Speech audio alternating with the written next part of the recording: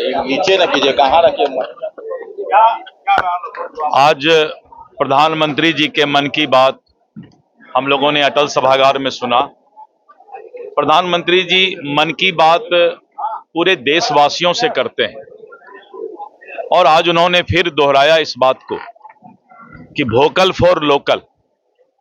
हम अपने हिंदुस्तान में, अपने देश में जो सामान बनते हैं उसी का उपयोग करें, तभी देश विकसित होगा, तभी देश आगे बढ़ेगा।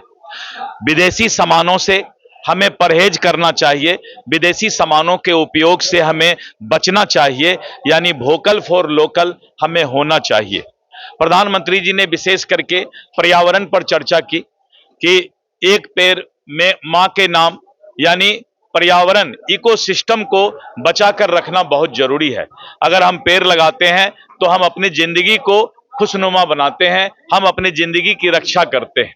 इसके साथ साथ उन्होंने विभिन्न क्षेत्र में पूरे देश के अंदर अलग अलग जो प्रोडक्ट आता है, उन्होंने मेघालय के बात की, वहां पर जिस तरह से हम कीड़ा से कपड़े और रेशम बनाते हैं उस पर चर्चा किया उन्होंने।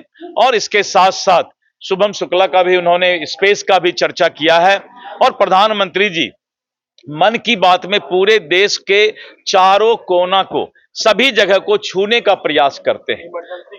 और जो सबसे बड़ी बात उन्होंने कहा कि जो मोरारजी देसाई जी, जगजीवन राम जी ने जिस तरह से निरंकुश लोकतंत्र की हत्या इमरजेंसी आपातकाल के समय हुआ था, और शासक कैसे निरंकुश हो जाता है, अहंकारी हो जाता है, ये बात इमरजेंसी के उस चीज को अगर हम याद करते हैं तो आज भी हम सिहर जाते हैं कि श्रीमती इंदिरा गांधी के समय जो आपातकाल लगा था, वो मोरारजी देसाई जी और जगजीवन राम जी के शब्दों में भी सुनने का मौका मिला कि किस तरह का अत्याचार और किस तरह से न्यायिक व्यवस्था को प्रभावित करने का प्रयास, और जिस तरह से लोकतंत्र का माखौल उड़ाया गया था, लोकतंत्र की हत्या की गई थी, पार्लियामेंट का समय बढ़ा दिया गया था।